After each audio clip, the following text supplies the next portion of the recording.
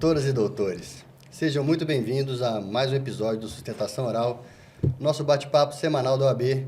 E como sempre ao meu lado, o meu grande amigo, professor e advogado, Dr. Rodrigo Campanati. Rodrigo, qual será o tema e os entrevistados de hoje? Bom, primeiramente eu gostaria de agradecer a todas as pessoas que acompanham o canal. Peço desde já que se inscrevam, tanto aqui no YouTube quanto nas outras redes sociais da OAB Juiz de Fora. E é um projeto, né, institucionalizado, uma forma de comunicação efetiva e descomplicada da OAB com a comunidade em geral. E gostaria de pedir que deem like, compartilhem, comentem, tragam sugestões, porque nós estamos abertos a todo tipo de crítica e de indicação de temas, assuntos, os quais nós vamos aqui tentar trazer na medida do possível. Bom, a Comissão de Marketing e Empreendedorismo da OAB tem hoje a honra de receber duas assumidades no tema de segurança pública da nossa cidade.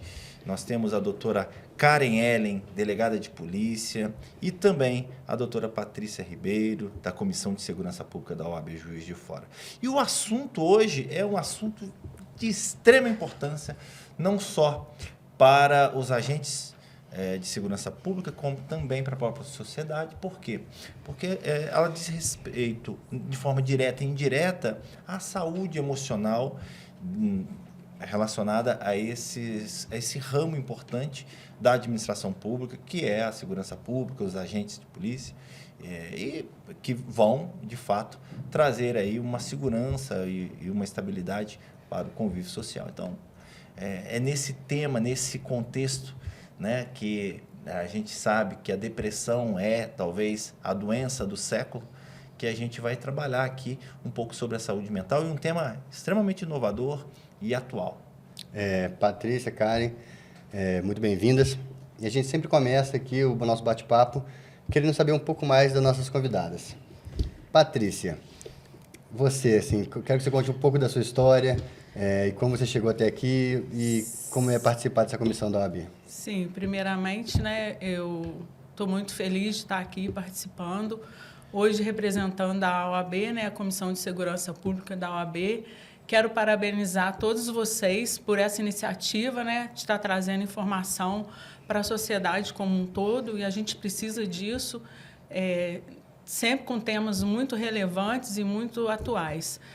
Então, eu sou delegada de Polícia Civil, né? Fui chefe de departamento, fui delegada regional.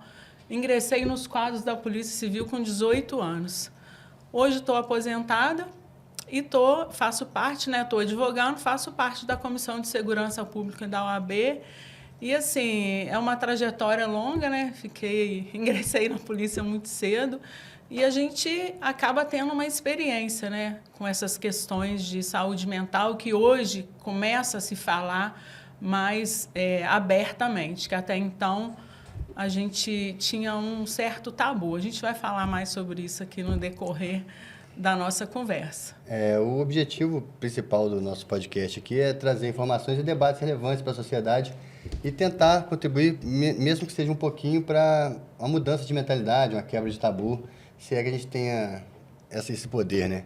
Mas, Karen, você, me conta a sua história, como é que você começou, o que te levou a se tornar uma delegada e como é que é a sua atuação hoje em dia?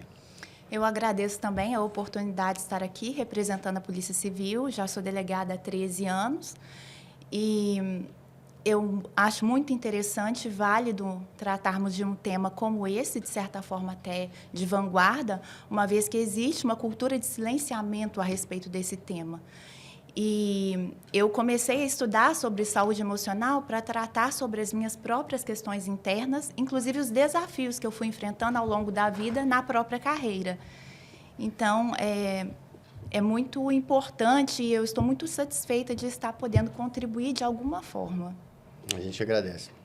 Bom, eu tenho uma pergunta que eu acho que que todos devem ter, que é justamente como é o dia a dia dos agentes de segurança pública que estão ali, seja a polícia ostensiva, seja a polícia judiciária, seja os policiais judiciais, seja a segurança, os agentes, né, da segurança pública relacionada aos presídios, né? Como é o dia a dia? É uma boa pergunta, né? Porque a natureza da nossa Gerou uma profissão... reflexão, eu senti que respiraram fundo e pausa Na dramática. verdade, o que acontece? A gente começa a lembrar, né? Voltar ao passado, igual eu disse, que tem muitas histórias. Quando eu ingressei na Polícia Civil, a Polícia Civil que gerenciava as cadeias e a gente trabalhava lá dentro. Então, assim, como eu fui detetive muito tempo, na época era detetive, hoje fala, né, investigador, eu passei por várias etapas, né? Eu passei por várias situações dentro da Polícia Civil.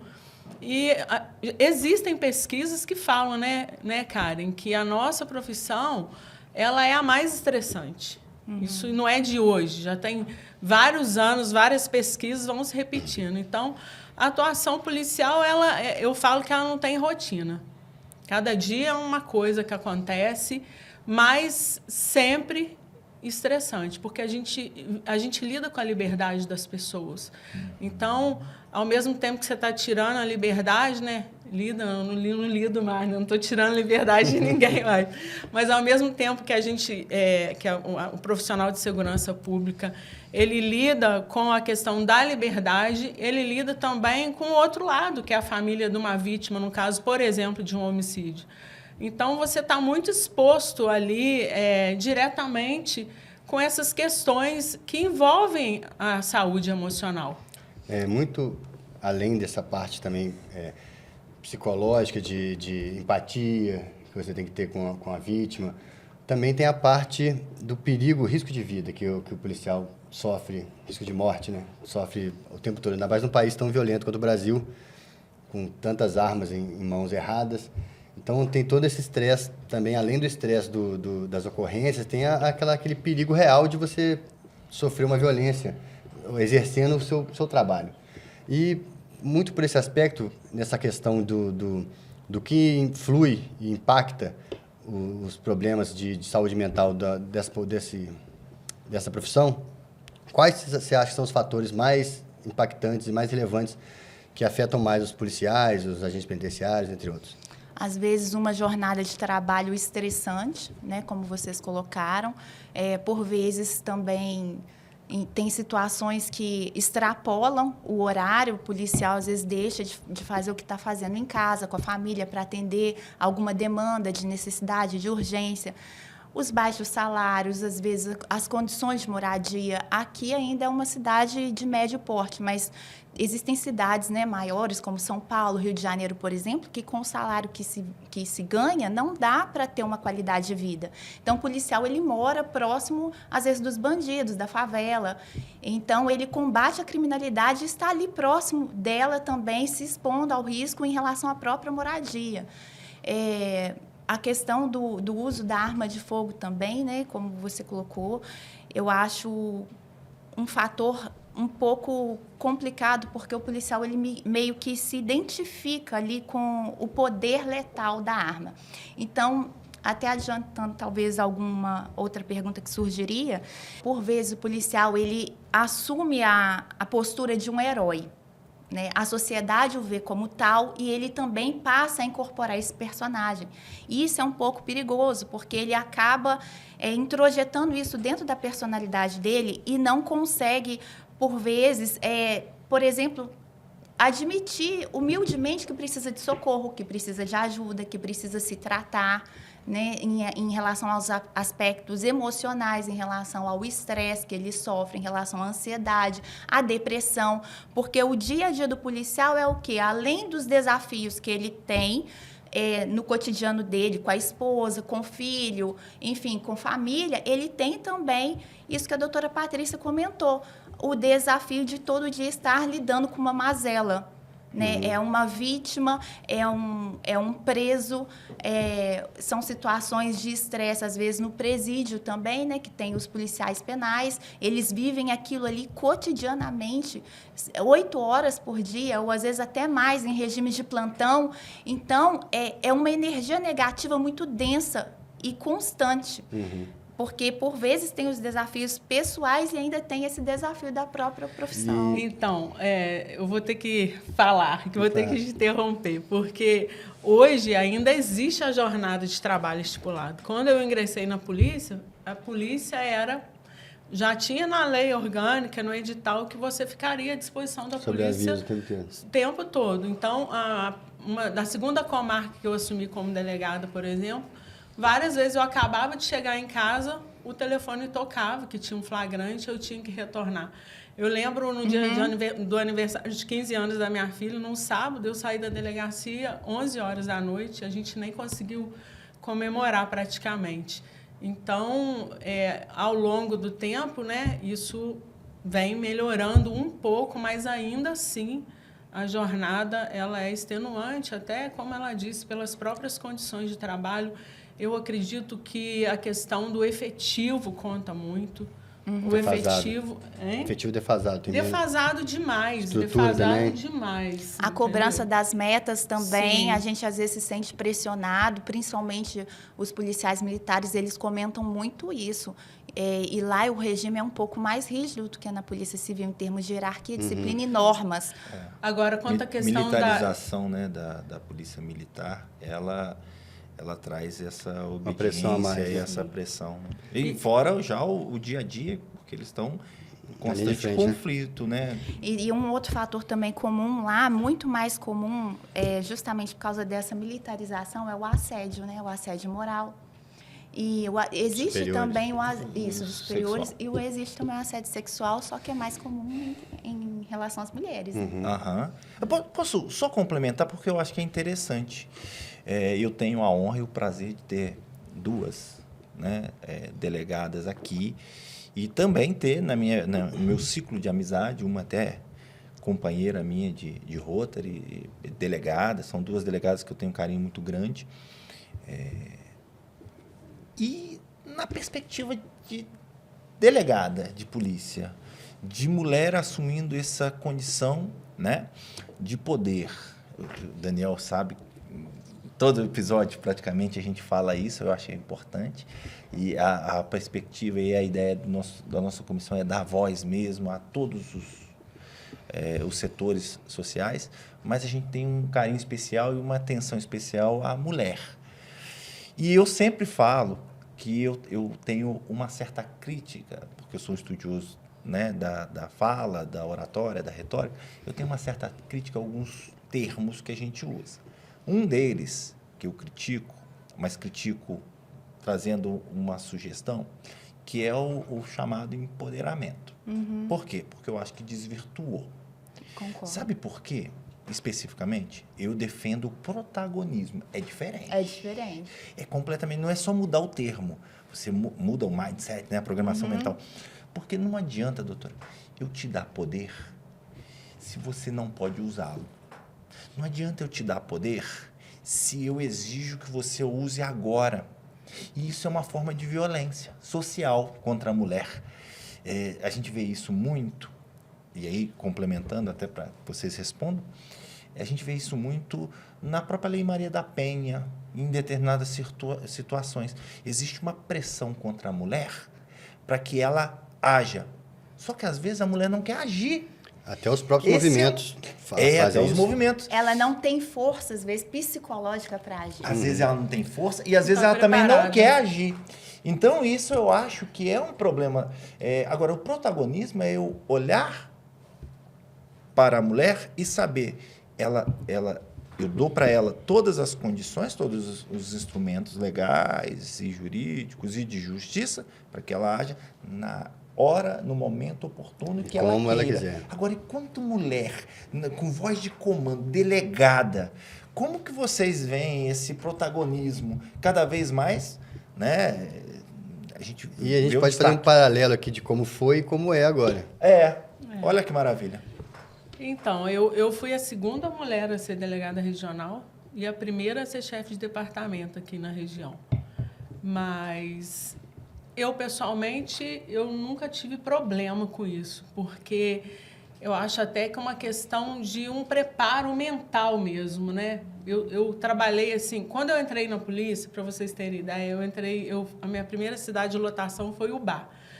E eu quis trabalhar na rua. E as pessoas iam para a rua para ver uma mulher passando dentro de uma viatura. Então, eu já vim com essa questão toda, mas realmente essa questão do empoderamento, ela acaba gerando uma pressão muito forte, né? Que a mulher acha que tem que ser, que tem que fazer, que tem que acontecer. E muitas vezes gera até uma inversão de papéis, e isso é muito perigoso.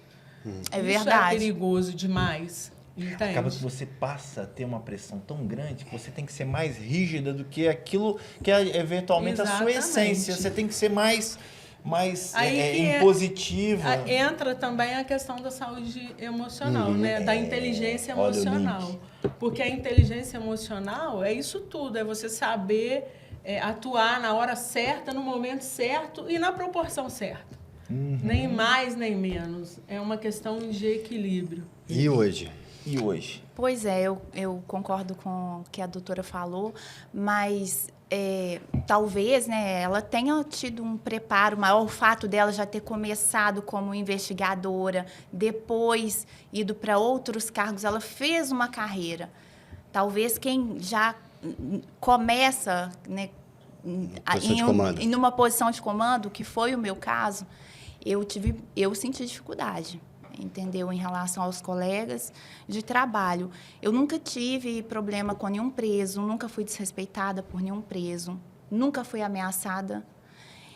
Inclusive, eu tinha esse receio quando eu entrei para a profissão e cheguei a conversar com uma juíza, professora minha, que foi também delegada no passado, e ela comentou que se eu respeitasse, assim, se eu fizesse o que estava no papel, colocasse na caneta, mas não afrontasse, não teria perigo, não tem problema. E realmente não teve, foi isso que eu percebi.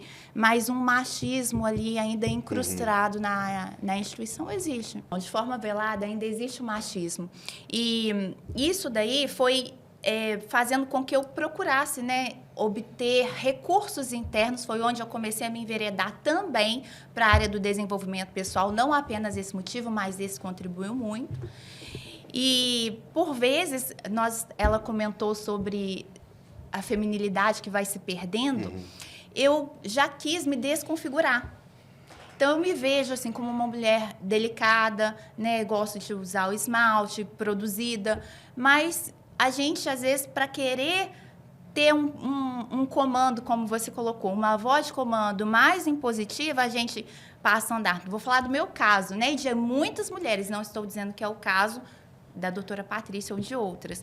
Mas, por exemplo, no que aconteceu comigo? Mais rabo de cavalo, sem brinco, sem batom, mais calça. Você vai se desconfigurando, você vai perdendo a sua feminilidade. O sorriso. Eu vejo que eu transmito um pouco de doçura. Eu tenho um sorriso largo, alegre. E aí, você começar a retrair isso. Eu me carrancuda, assim. não é que eu não me via. Eu queria ser. Eu queria lutar contra a minha natureza. Entendeu? É muito pessoal mesmo. Isso é muito pessoal. Porque eu, por exemplo, nunca tive problema com isso. Eu fui conquistando meus espaços, entendeu? E eu nunca falei assim, eu não vou na operação porque eu sou mulher. Eu sempre fiz tudo que tinha para ser feito. Mas na polícia tem também espaço para todo mundo. Tem pessoas que têm mais perfil operacional, tem gente que é mais técnico. Isso que eu tô falando, por isso que eu acho que é pessoal. Eu nunca passei por isso. E olha que eu passei por muito. Mas eu já ouvi muito comentário assim, mas você não parece delegada. Nossa, você parece tudo, menos delegada. Isso daí, aí eu acho que no inconsciente eu ficava assim, gente, o que eu preciso fazer para parecer delegada? Eu queria ser mais, tipo assim, Maria Homem. Entendeu? Só que aí eu fui trabalhando em mim. Eu creio que ainda no meu subconsciente tem um pouco desse ranço, mas conscientemente eu vou lá e me provoco. Não, eu vou sorrir sim, eu vou cuidar de mim sim, mesmo que eu não pareça ser delegada. Por que uma delegada tem que necessariamente parecer mais truculenta, mais Maria Homem? Né? Aos olhos das pessoas que às vezes me falavam isso. Era a minha experiência pessoal. O que eu percebo nisso é o seguinte, que a gente estava falando do policial que tem que parecer forte, né? E isso já é uma coisa que a gente aprende na instituição. Ninguém fala, você tem que parecer. Mas você entra na polícia, você vai fazer um curso de formação na Polícia Civil, na Polícia Militar. Nesse curso de formação, é como se você já fosse doutrinado para ser forte, para ir para a guerra, para resistir a tudo, ao tempo, a todas as situações que aparecem. Existem algumas pesquisas que coincidem com isso que a doutora está falando, que dizem respeito, sobretudo à neurociência, né? Ela vai falar do neurônio espelho. Isso não é algo pensado, é algo muito instintivo. A neurociência, ela explica algumas atividades, alguns comportamentos do ser humano. A gente é um animal social e vive em sociedade. E o neurônio espelho é um neurônio, um conjunto de neurônios que são importantes justamente porque a gente tenta se adequar ao meio que nós vivemos. E a gente pega esses exemplos e tenta copiar. São os estímulos, né, doutor Rodrigo? Não, eles são fundamentais para a gente aprender a andar, aprender a falar. Para tudo. Então, a gente continua com esses instintos, né? Você está nesse ecossistema que te estimula a ser forte, a ser super-herói, poderosa, você acaba... Aí que vem o tema que nós estamos trabalhando aqui. Será que essa pressão toda... E aí vou continuar tocando no assunto da mulher protagonista. Será que essa pressão toda não gera uma pressão emocional que vai colocar os policiais como um todo numa situação de risco constante, de abalo psicológico, emocionais e tal, ao ponto de, inclusive, trazer aí autoextermínio, prejuízos? Com certeza. Eu queria complementar a pergunta dele juntando o seguinte. A gente levou o tema para um debate relacionado à saúde mental também das mulheres. E, além de todas as pressões que os policiais sofrem, você acredita que a pressão que a mulher sofre é a mais, ou talvez seja o homem por ter que ter essa postura de indestrutível? E talvez vocês possam informar isso em relativo a dados. Quem tem mais atendimentos, se são homens ou são mulheres, e por que, às vezes, vamos supor que talvez sejam mais homens ou talvez sejam mulheres, se é relativo à própria autopercepção de aceitar que você tem um problema e procurar ajuda. Como é que existe essa diferenciação entre ter mais problemas com mulheres do que com homens? Eu conversei com a diretoria de saúde ocupacional para justamente perguntar sobre o perfil de quem procura mais ajuda. E eles falaram que é homogêneo. Não tem assim, um cargo que procura mais ajuda, um sexo, uma idade que procura. Todos procuram mais ou menos... proporcionalmente, assim, né, bem diluído. E agora eu queria comentar que a senadora Leila Barros, ela fez uma audiência pública no Senado recentemente, e um dos temas tratados foi justamente o assédio moral e o assédio sexual nas corporações da segurança pública. E uma fala que me chamou a atenção foi justamente essa, que os comportamentos de humilhação constante, né? Reiteradas humilhações, a violência psicológica e o preconceito são fatores ali fundamentais para gerar a ideação suicida na mulher. Então, são esses 3 fatores. O preconceito, a violência psicológica e as reiteradas humilhações. Inclusive...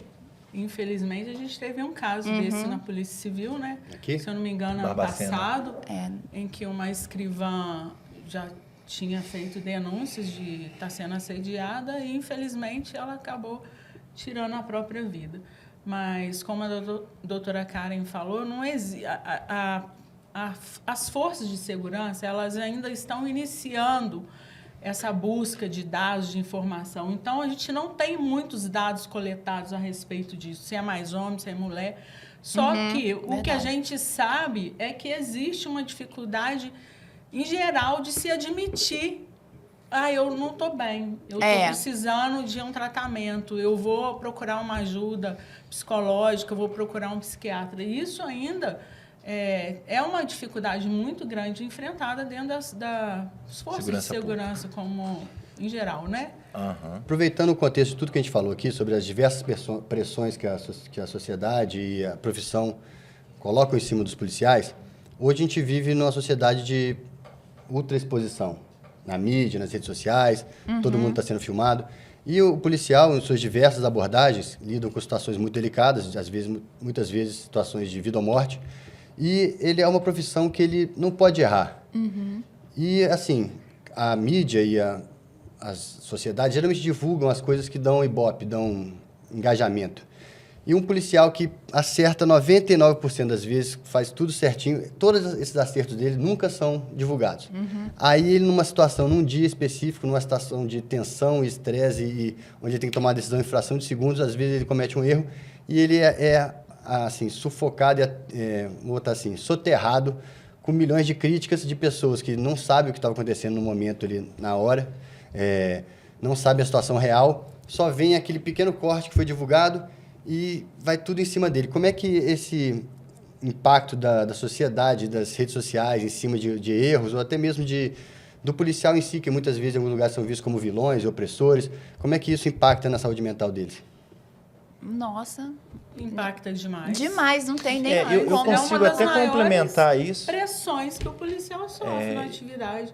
Eu já vi policial falar assim, dá vontade de não fazer mais nada. Exato. Dá vontade de não trabalhar, dá vontade de não ir pra rua, de não subir o morro, de não prender ninguém.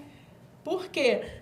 A gente está aqui trabalhando e está sujeito a cometer erros. Somos humanos. Somos humanos.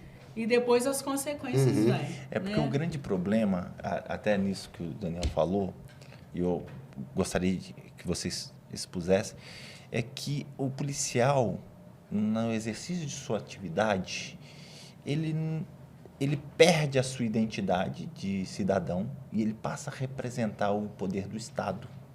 E, literalmente, até a questão da justiça, o símbolo da justiça, né? É uma mulher. E a simbologia da arma de fogo que ele carrega. Ele tem o super-herói. Ele tem o direito de sentenciar a morte. Isso. E é a espada do Estado, que é um policial, que é a opressão do Estado. Então, esse é o grande problema, porque ali, muitas das vezes, como essa identidade dele, ela está suprimida pela representação do Estado, que ele é, né?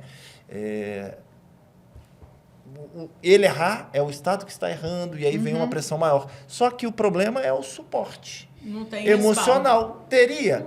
Não sei se teria. Hoje, como que vem essa questão emocional, de suporte psicológico? Então, atualmente na Polícia Civil tem o Hospital da Polícia Civil, né? E ele tem alguns programas. Isso em Minas? Na Polícia Civil de Minas Gerais, que eu estou dizendo. E começou uma iniciativa recente que chama Conhecer para Cuidar. É um projeto que começou esse ano dentro da Polícia Civil para se mapear essas questões emocionais. É um questionário com muitas perguntas, muito rico, justamente para depois vir implementar políticas mais assertivas. Não é que não tenha, tem. Hoje já tem o atendimento psicológico online, tem atendimento psiquiátrico, tem grupos lá dentro também desse hospital para atender as mulheres dos policiais, porque não é só o policial, tem a família dele também. Quem está ao entorno dele fica também, entre aspas, contaminado emocionalmente se ele não tiver uma boa gestão das emoções. Medo, né? Tem um grupo de terapia também para os filhos dos policiais. Então, existe esse engajamento, só que ainda é um pouco amador. Para que seja mais efetivo, eles estão fazendo esse questionário desse projeto que chama Conhecer para Cuidar. Só que semana passada, eles até mandaram uma mensagem no WhatsApp do nosso grupo de policiais pedindo que a gente preenchesse a pesquisa porque apenas 20% dos policiais responderam. Como eu disse inicialmente, era um questionário longo, a pessoa tem que ter tempo, tem que ter deliberação. Quem já passou por algum estresse, por algum problema emocional forte, tem até prazer em contribuir, que foi o meu caso. Eu fui uma das primeiras a preencher. Só que muitas pessoas, tô cheio de trabalho, tô cheio de inquérito e tal e tudo, e vão relegando aquilo para segundo plano. O questionário ele ficou ativo por 1 mês para ser preenchido e apenas 20% das pessoas preencheram faltando 2 dias para finalizar aquele prazo. Entendeu? Então, também tem que ter uma iniciativa nossa de contribuir. Será que isso não tem a ver também com algo que as duas já falaram aqui? Porque como policial, ele, muitas das vezes, em razão da arma, do poder, tal, ele se sente o herói, ele, muitas das vezes, ceder a esse tipo de questionamento, mostrando a sua fragilidade, ele está sendo incoerente com ele mesmo, porque muitas vezes ele vai pensar o seguinte, eu não posso ser fraco. Não, então ele vai responder, só que tá tudo bem. É cultural, certo? Não fomos instruídos dentro das instituições para isso. Esse debate ele é muito recente. Agora, no Anuário de Segurança Pública que saiu recente, está falando que o número de policiais que tiraram a própria vida, ele é maior do que o número de policiais que foram mortos, né, em confronto, tanto em serviço ou fora de serviço. Então, acendeu um alerta, acendeu uma luz. Tanto que agora, em dezembro, foi publicada uma lei que cria, né, vários programas. Já existia o Provida, ele amplia esse programa de forma a coletar dados, de forma a...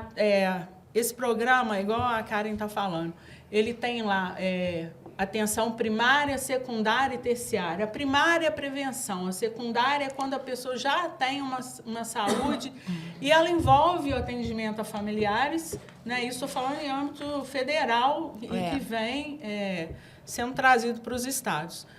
E a atenção terciária para aquele policial que já esteve envolvido em alguma questão, ele já tem uma doença, uma saúde mental, ou ele já tentou o autoextermínio. Então, isso começou...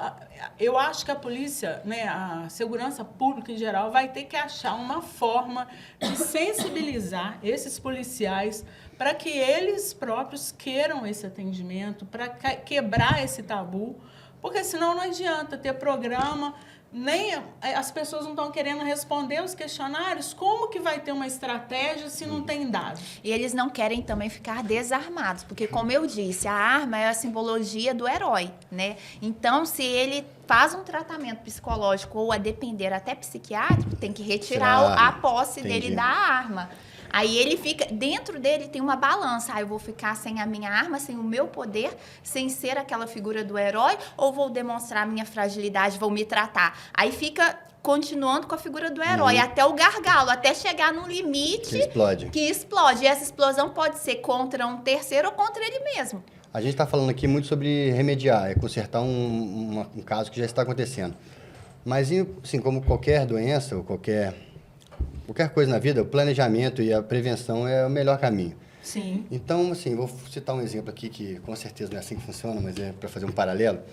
Quando você vê, vamos supor, uma série americana de polícia, toda vez que um policial se envolve num tiroteio, lá, ou toma um tiro, ou dá um tiro em alguém, ou mata um bandido, ele é encaminhado para um atendimento psicológico. Tem não nesse sentido, talvez nem seja assim nos Estados Unidos, mas nesse sentido, de toda vez que o policial é exposto a uma situação de estresse extrema, ele obrigatoriamente tem que passar por uma avaliação ou não? É só se o policial procurar. Não tem essa cultura ou esse procedimento padrão de acontecer um incidente, obrigatoriamente ele vai passar por uma avaliação, talvez uma avaliação mais curta ou mais longa, até ele ser liberado para voltar ao serviço ou não. Deus dará.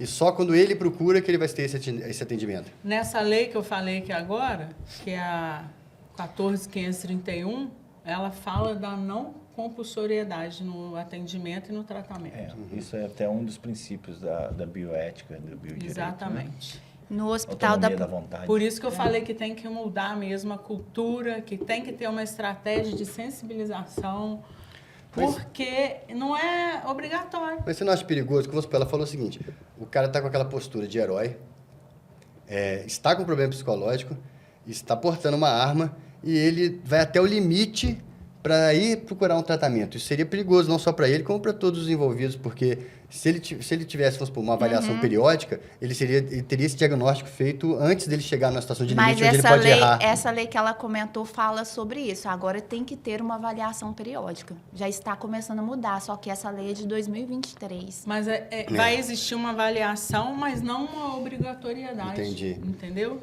Dá para Tratamento. prevenir, mas não para obrigar. A questão é a prevenção mesmo. Infelizmente, eu já passei um caso de um policial que trabalhava na minha equipe tirar a própria vida. Nossa. E, infelizmente, você lembra, né? Foi uma situação que atingiu a equipe toda. Logo em seguida, a gente desfez a equipe porque nós ficamos tão abalados que a gente não conseguia mais trabalhar ali naquele lugar, naquele ambiente, com as mesmas pessoas. Com aquelas E memórias. aí existe um problema que chama o efeito Werther. O que é isso? Goethe escreve uma obra e tal que fala sobre o autoextermínio e isso gerou vários suicídios para várias pessoas. Pode porque funcionar aquilo. como um estímulo.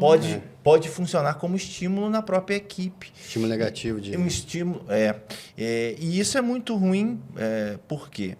Porque até mesmo a administração pública, ela não tendo, até antes dessa lei, um amparo legal, né, estrutural e tal, para a saúde mental do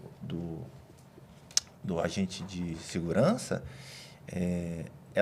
ele acaba que fica completamente isolado, com aquela âncora negativa e com um sentimento de poder, como disse, porque ser herói, e aí que vem um perigo de algo que você disse, uma reflexão minha, né? Que é o seguinte, quando eu identifico na arma, que é a minha espada do herói, quando eu identifico dela seria o último recurso, né? Poder, eu esqueço que, na verdade, ser herói não é a arma, é uma iniciativa. É o ato dele colocar ali a vida dele em risco, muito mais do que a própria honra, muito mais do que qualquer outro bem. A vida dele está colocando ali... Deu para entender? Sim, até porque ele não tem que ser herói só para a sociedade, ele tem que ser herói para a família, para os filhos, ele tem que voltar para casa. Exatamente. Né? Isso é uma questão que é por isso que a doutora Karen estuda, eu também estou estudando agora essa questão da inteligência emocional, do autoconhecimento, para a gente saber separar. Eu sou policial, mas eu sou mãe. Eu vou ser avó daqui a pouco. Eu sou mulher, eu sou feminina. Exatamente. Tem também a população homossexual. Então, que a gente o falou autoconhecimento é importantíssimo para a pessoa não confundir.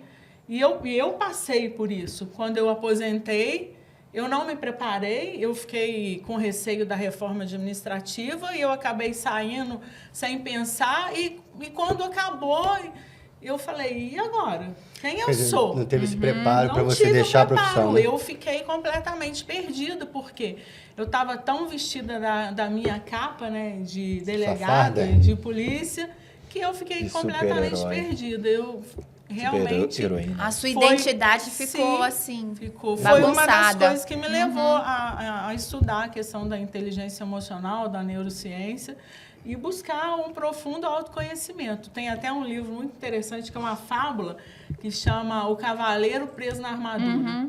Né? Ele retrata muito isso. É uma coisa bem interessante, né? Da confusão ali da pessoa com o que ela exerce, do ser com o fazer. Nós não somos o que a gente faz, nós somos o que a gente é, a nossa essência. A senhora está falando com um filósofo. Agora é a Quando parte traz uma fábula, não tem como não contá-la. Você recorda como que é a fábula? Então conta pra gente. Então, porque a fábula ela tem uma importância, até para quem está assistindo, ela tem uma importância retórica muito importante, que ela passa muito mais do que um símbolo, ela passa uma mensagem de comportamento. É uma forma, porque antigamente você não tinha, até historicamente, né? Você não tinha Tinha, mas era muito caro, papel e tal. Então, eles criaram contar histórias, porque descobriram, na verdade, contando história, você manda a mensagem, por isso que Jesus Cristo falava em parábolas. Você manda a mensagem, símbolo, tanto mensagem de comportamento, de costume ético, como também mensagens simbólicas e tal. Então, a fábula é extremamente importante. Conta pra gente como é que seria. Então, se passa num reino, né? Esse homem, ele é um cavaleiro e ele está sempre saindo em batalhas, salvando donzelas de dragões.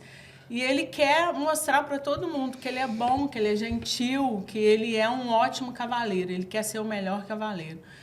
E ele está sempre com aquela armadura, e vai passando o tempo, a esposa dele começa a reclamar, o filho dele começa a reclamar, e ele se vê um certo dia que a armadura, ela não sai mais do corpo dele, ele não consegue tirar aquele ferro todo, ele precisa de ajuda para se alimentar, ele começa a passar um monte de dificuldade, e ele vai no ferreiro, não consegue tirar. Ele começa a correr atrás de uma forma de tirar aquela armadura, até que ele se vê em meio a uma floresta, conversando com um esquilo, conversando com um coelho, e ele fala, gente, eu estou ficando doido. E ele se encontra com um mago, e esse mago começa a fazer questionamentos para ele, a fim de que ele se encontre novamente. Quem é esse cavaleiro?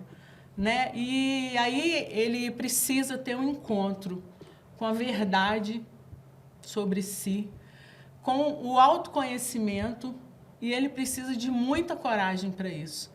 E nesse trajeto dele buscar a verdade, o conhecimento e a coragem, aos poucos a armadura vai caindo dele. Até que, o interessante é que isso vai acontecer na medida também que ele começa a ter empatia pelo outro, que ele começa a falar, nossa, mas a minha esposa, o meu filho, como que eles sentem a minha falta, é isso que eles sentem, essa solidão, e aí a armadura vai caindo, quando ele entendeu que ele já era um homem bom, gentil e um cavaleiro corajoso, que ele não precisava daquela armadura para mostrar aquilo. Então, quando ele realmente achou a sua essência, ele ficou livre daquela armadura. É muito interessante. É uma jornada de transformação interna para uma transformação externa, né?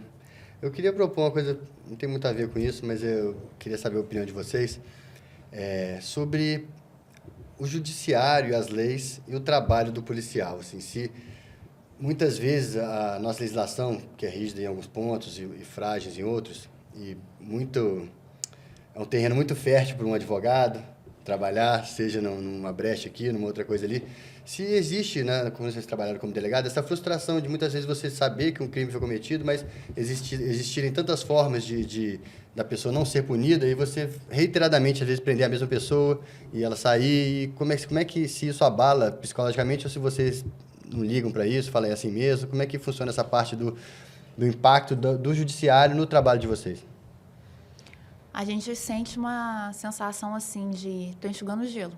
É o que a gente fala muito na instituição, estou enxugando gelo, porque a gente se esforça, procura, né, fazer um trabalho ali para guarnecer a sociedade, mas não é que o judiciário está errado propriamente. Não é o judiciário, eu me falei errado, é a legislação. É a legislação que permite isso, é aí que está o ponto, né?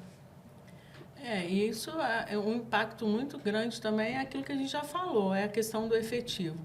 Porque eu já vi gente falando assim, é preferível não instaurar certos procedimentos, porque a gente vai ter dificuldade para...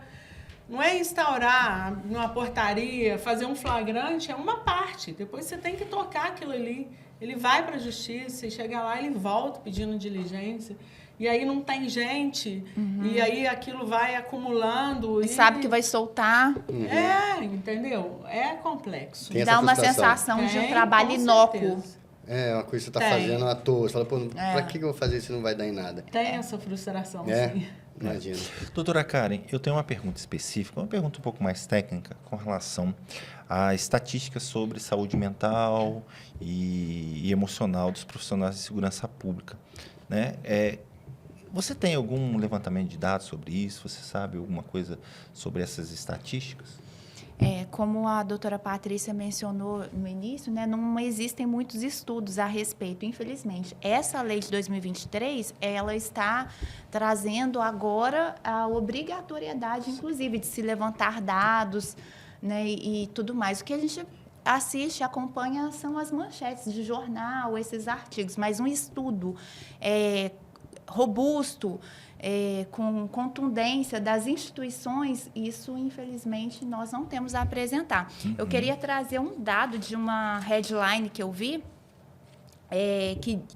que me chamou a atenção. A doutora Patrícia trouxe né, em relação ao suicídio, o autoextermínio, ser maior do que a morte dos policiais no próprio confronto. Uma matéria recente, parece que ela leu. E uma que eu vi foi que, em Minas Gerais, em 2021, por exemplo, foram registrados, porque existem as cifras negras, né? Eu achei até pouco, mas 8 suicídios de PM. E em 2022 foram 16 suicídios de PM, que foi igual no estado de São Paulo. Só que o estado de São Paulo tem 80 mil policiais e o estado de Minas tem 36 mil policiais. Então, representativamente falando, foi 120% a mais. Essa manchete me chamou a atenção em termos de suicídio. Só que não é... A gente está falando de suicídio porque é o que a gente tem de elemento... chama mais atenção, que a gente tem de elemento quando a gente vai buscar na internet.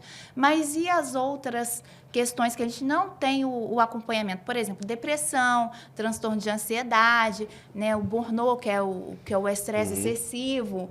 Então, não temos. Então, não tem, por exemplo, dados de afastamento? Não tem esses dados de afastamento e motivo do afastamento? Não tem. Eu cheguei a perguntar até na diretoria ocupacional antes de vir fazer o podcast. A própria diretora falou comigo que não. Até pouco tempo, se eu não me engano, 2 ou 3 anos atrás, a PM de Minas não fornecia esses dados, né? Eles colocavam como casos inexistentes. Eu não vou falar, por quê? Não por lembro, que tá? Estou falando aqui, mas não lembro o que eles colocavam, mas eles não informavam esses dados. Mas por que razão você supõe? Eu penso que é uma vontade de se abafar, porque é vergonhoso, né? É triste.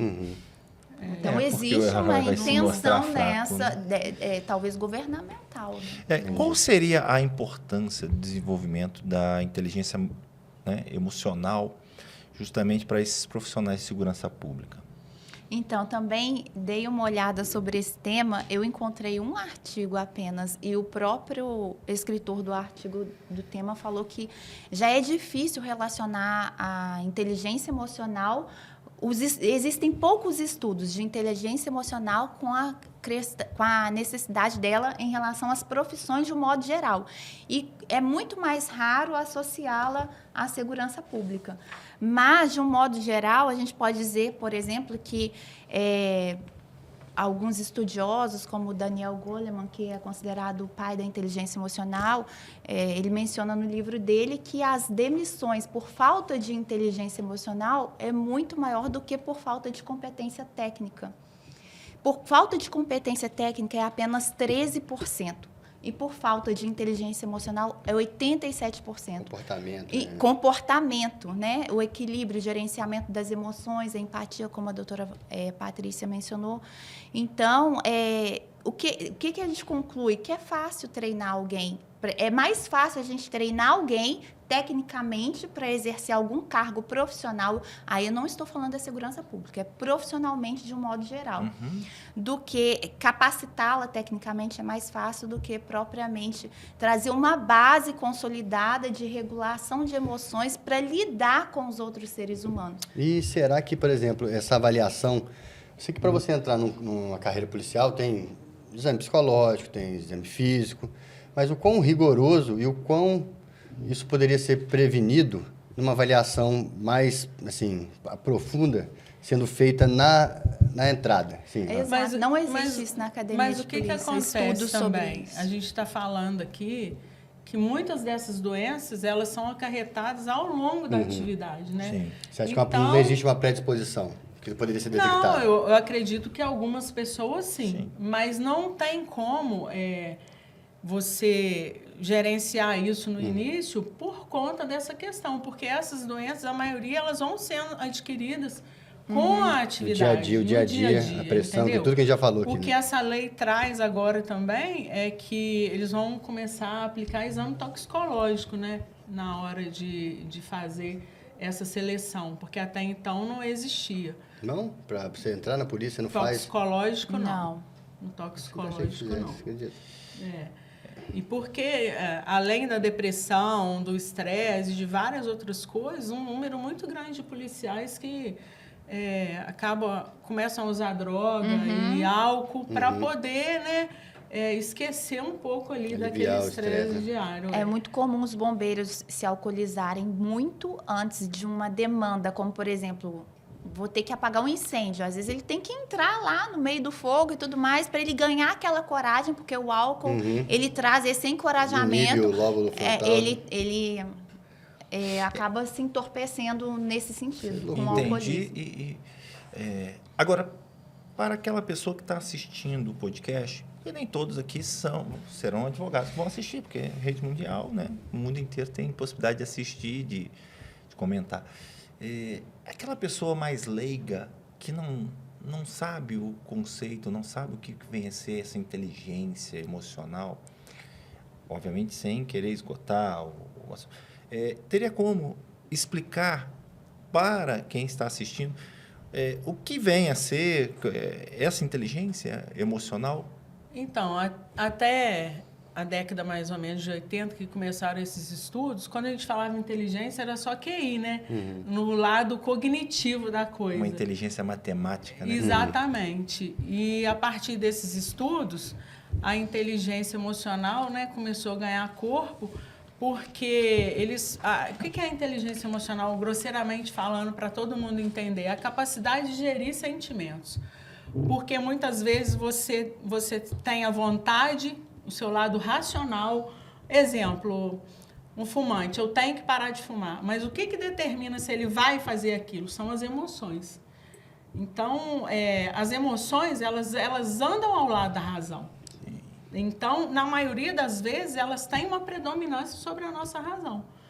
E essa questão da inteligência emocional é isso, é gerir essas emoções. E para isso, o que a gente precisa? Em primeiro lugar, autoconhecimento, empatia. São vários pilares aí para a gente estar adquirindo a inteligência emocional, né? Sim, é verdade. Inclusive, existe até uma crítica ao termo Homo sapiens, porque sapiens dá a ideia, né, do lado racional de nós, seres humanos. Só que, como a doutora Patrícia colocou, as nossas decisões são eminentemente emocionais.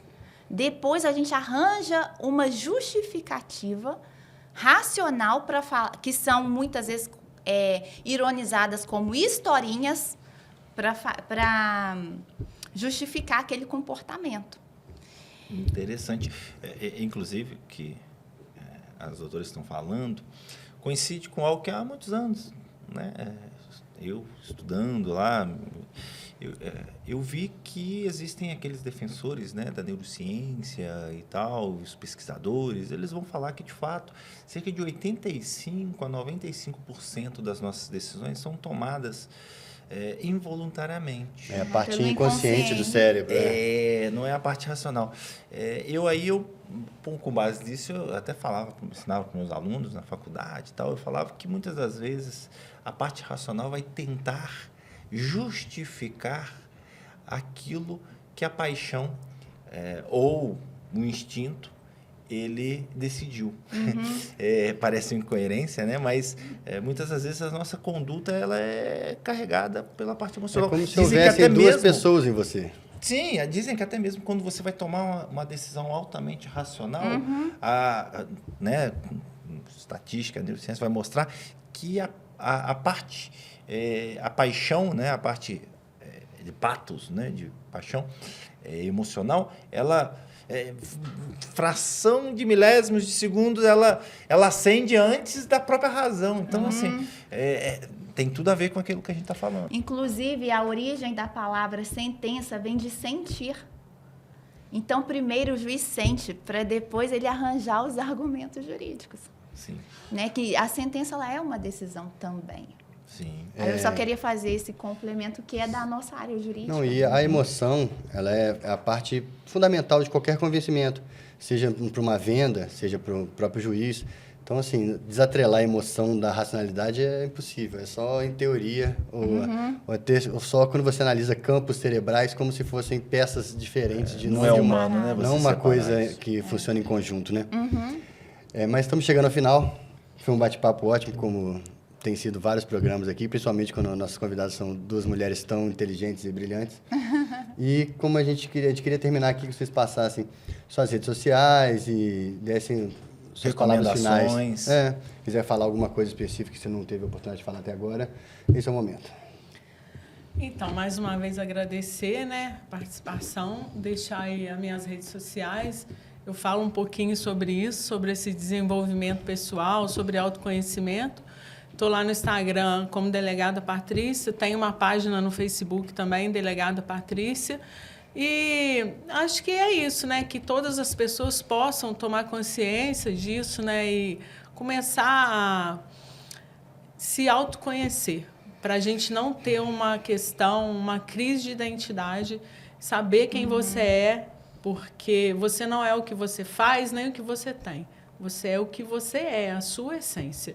E isso é muito importante para você nunca se confundir e nunca ter que usar uma armadura. É verdade. Doutora? Eu vou deixar meu Instagram, eu criei ele recentemente, @delegada_Karen. E o recado que eu gostaria de deixar, né, é até uma passagem de Salomão da Bíblia que diz: o que domina o seu espírito é melhor do que o que conquista uma cidade. Então, o domínio próprio, né, ele é tão desafiador que é mais difícil você dominar a si mesmo, seus instintos, do que conquistar uma cidade, do que ser, por exemplo, um rei Davi, né, que foi um grande conquistador.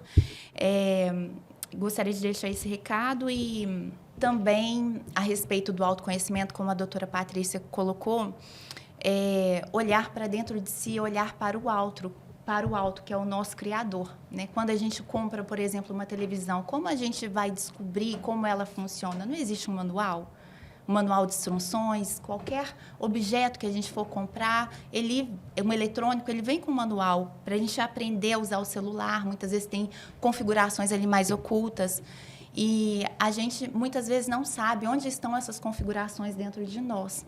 E quem nos criou, né, que é Deus, que é o nosso Criador, ele sabe a nossa real identidade e a gente não sabe. Então, a gente tem que se relacionar com ele para se autoconhecer.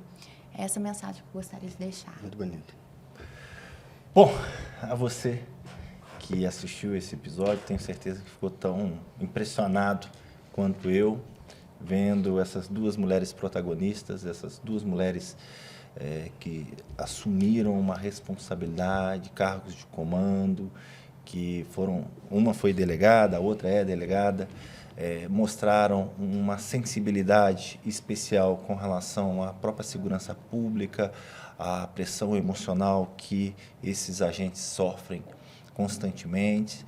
E eu gostaria de deixar aqui meus parabéns, reconhecer na figura das duas delegadas, das duas doutoras, essa proficiência que hoje mostraram. E eu acho que o papo foi um papo maravilhoso, a gente ficaria aqui ad eterno. Eu queria falar um último comentário assim, para todo mundo, que o profissional de segurança pública, ele é fundamental para a nossa sociedade. Ele está onde muitos não teriam coragem de estar. Ele lida com um perigo constante e um estresse e uma pressão gigantesca, obviamente com uma possibilidade ou outra de erro, mas é pedir que as pessoas respeitem, porque a imensa maioria, são profissionais capacitados, profissionais dedicados, profissionais competentes e honestos. E muitas vezes a gente se ilude vendo que porque o que sai na mídia geralmente é a pequena parte podre, que muitas vezes faz com que todo o resto da corporação, que exerce um trabalho muitas vezes de herói na nossa sociedade, seja julgado por essa pequena parte podre dessa árvore gigantesca de maçãs que é a segurança pública do Brasil. É porque o mal faz mais barulho do que o bem, infelizmente. Então ele chama mais atenção. E é você que assistiu, tenha certeza que a cultura japonesa, ela tem uma palavra que eu acho que é extremamente interessante, que chama Ikigai. Ikigai é uma pergunta que você faz, que é a razão pela qual você acorda todos os dias. Eu espero que aqueles profissionais da segurança pública, eles façam essa pergunta. Muito mais do que a figura do herói, eles são a representação do Estado, mas muito mais do que tudo isso, eles são pessoas. E essas pessoas, elas devem se autoconhecer, elas devem ter a noção de que elas podem estar numa situação de vulnerabilidade, de pressão, de violência psicológica, emocional, o que for, e que elas muitas das vezes precisam de tratamento, precisam de ajuda. E eu acredito que a gente, com essa live, com esse podcast, a gente tenha dado um passo importante para esse debate, para essa discussão.